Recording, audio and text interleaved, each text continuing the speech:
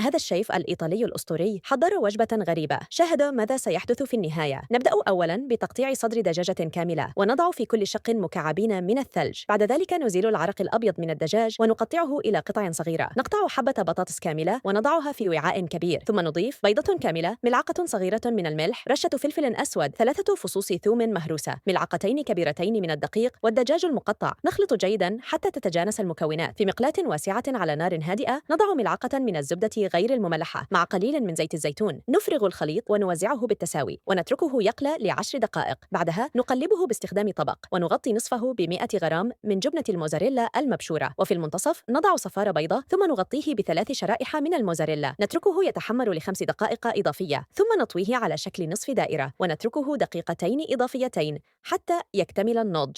والنتيجة طبق أسطوري بالجبنة والدجاج سيدهش كل من يتذوقه. إلى اللقاء في الوصفة القادمة.